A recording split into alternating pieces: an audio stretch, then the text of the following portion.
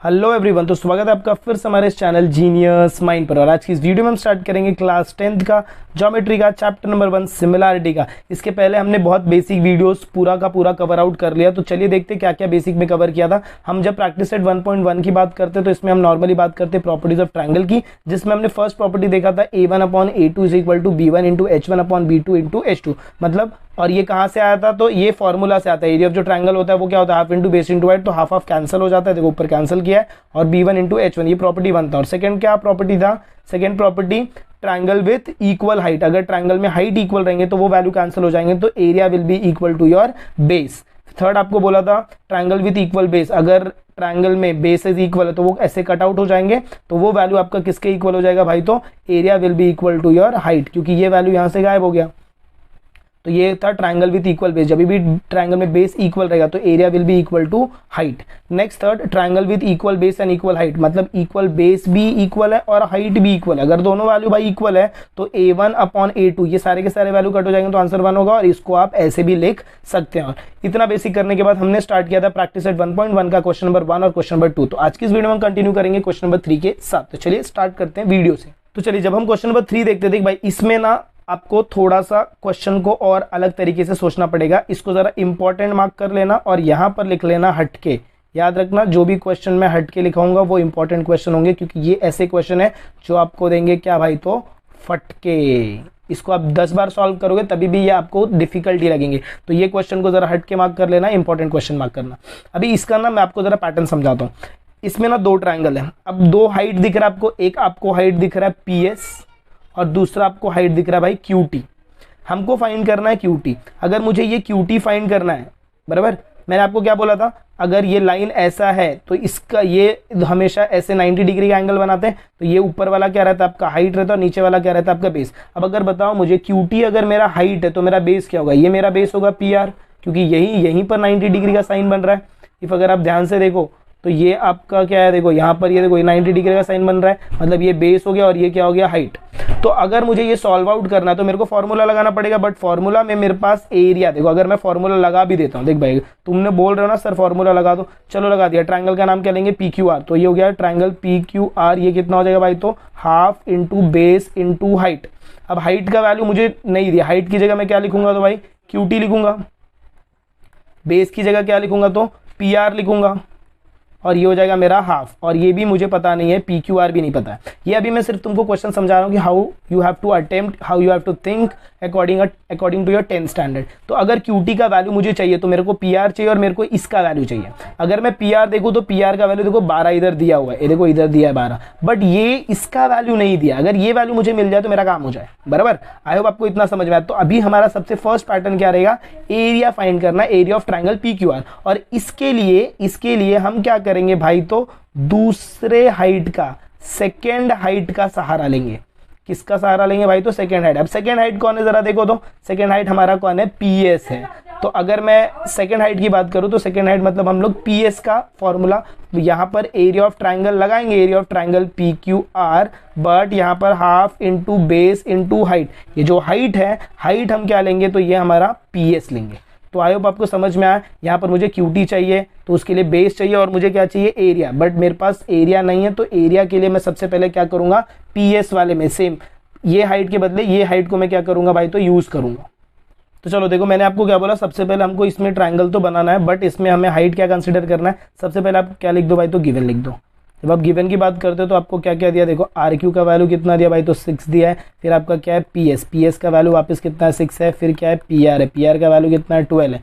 To find में क्या लिखना है, टू फाइंड में आपको लिखना है QT। तो यहाँ पर लिखने का टू फाइंड, और उसके अंदर आपको क्या लिखना है, तो भाई QT लिखना है, बराबर। इसके बाद जब आप सोल्यूशन पे आओगे तो सोल्यूशन पे मैं आपको ट्रायंगल भी बना देता हूँ। सबसे पहले हम कौन सा ट्रायंगल यूज़ करेंगे, तो बड़ा वाला ट्रायंगल यूज़ करेंगे, और जिसके अंदर हम हाइट क्या यूज़ कर रहे हैं भाई, तो ये वाला ट्रायंगल PSR हम ये यूज़ करेंगे। बट हमारा जो मेजर ट्रायंगल रहेगा वो हमारा ट्रायंगल तो यही रहने वाला है, दैट इज़ योर PQR। यही ट्रायंगल रहेगा, हम एरिया यही लेंगे। बट ये ऑब्ट्यूज एंगल ट्रायंगल है ना, इसीलिए इसका हाइट कहाँ पर बनता है भाई, थोड़ा बाहर बनता है, वो आपको याद रखना। ये ऐसा है, एक्चुअल में ये ऐसा है, लाइन नहीं है। तो ये बोलना मत सर आप ये ट्रायंगल ले रहे हो, ये यहाँ पर एक्चुअल में ना ये लाइन को कंसिडर नहीं करना, हाइट के लिए हमने उसको क्या किया, ड्रॉ किया।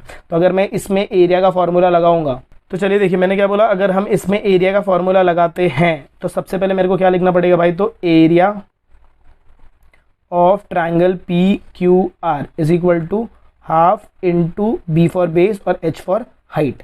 अब मैंने क्या बोला, बेस यहाँ पर हम क्या लेने वाले हैं, तो ये हो जाएगा मेरा हाफ इंटू बेस हम क्या लेंगे, बेस हमको लेना है क्या, बेस हमारा रहेगा क्यू आर, क्योंकि हम सिर्फ और सिर्फ ये ट्राइंगल की बात कर रहे हैं, इसका हमसे कोई लेना देना नहीं है। हमारे जो दिमाग में जो ट्राइंगल है वो ये वाला ट्राइंगल है, वापस ध्यान से सुनना, हमारे जो दिमाग का ट्राइंगल है वो कौन सा है, पी क्यू आर, ये वाला ही ट्राइंगल है। तो यहाँ पर बेस की जगह कौन सा वैल्यू आएगा, बेस की जगह क्या आएगा भाई, तो क्यू आर आएगा। तो यहाँ पर बेस की जगह क्या लिखेंगे, तो Q R multiply by height की जगह कौन आएगा, तो हाइट की जगह ये वाला वैल्यू आएगा पी एस, क्योंकि ये ऑब्ट्यूज एंगल ट्राइंगल है इसीलिए इसका हाइट कहाँ बनता है, तो भाई बाहर बनता है।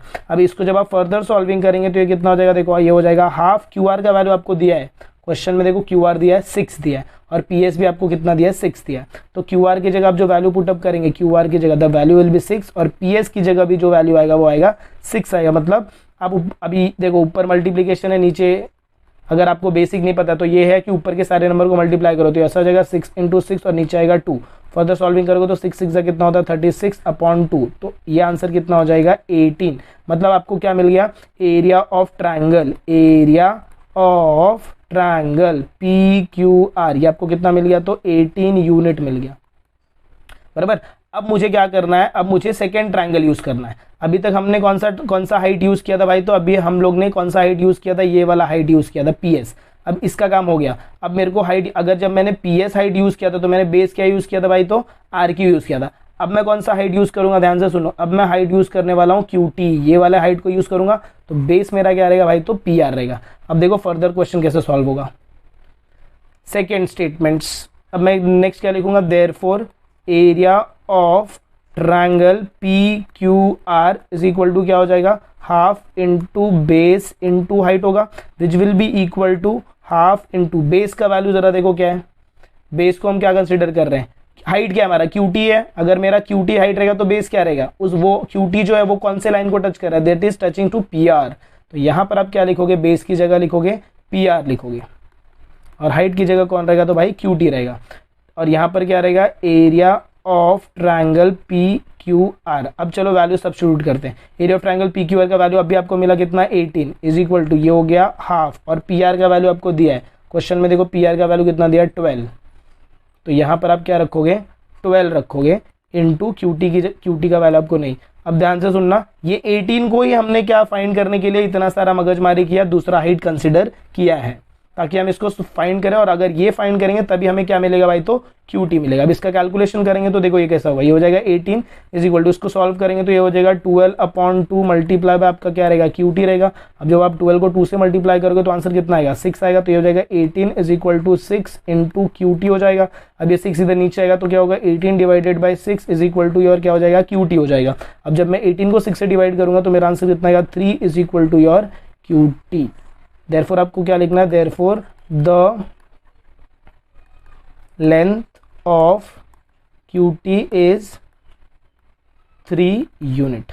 तो आई होप आपको ये क्वेश्चन भी समझ में आया कि कैसे क्वेश्चन को सॉल्व किया। फर्स्ट ही क्वेश्चन था, थोड़ा सा अतरंगी क्वेश्चन है, मुझे भी समझ में आता है, बट इसीलिए हट के लिखा के दिया। जैसे जैसे आप इसको प्रैक्टिस करेंगे, अब याद रखो जो भी क्वेश्चन आप हट के लिख रहे हो उसको आपको 2 या 3 बार प्रैक्टिस करना है। देख भाई इसको प्रैक्टिस कैसे करना है, पहले 1 बार 2 बार खुद से लिखो, फिर 1 बार 2 बार बिना देखे लिखो। जब आप बिना देखे इस क्वेश्चन को सॉल्व आउट कर पा रहे हो, सोच पा रहे हो, मतलब आपने पूरा प्रॉपर्ली प्रैक्टिस कर लिया, मतलब अब आप वो क्वेश्चन को कभी भी भूलोगे नहीं। तो चलिए मूव ऑन करते हैं next question, that is our question number 4 की तरफ।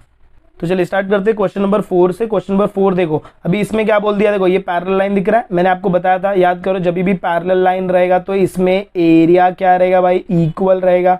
चलिए देखते हैं, शायद इक्वल हो या फिर नहीं भी इक्वल हो सकता है।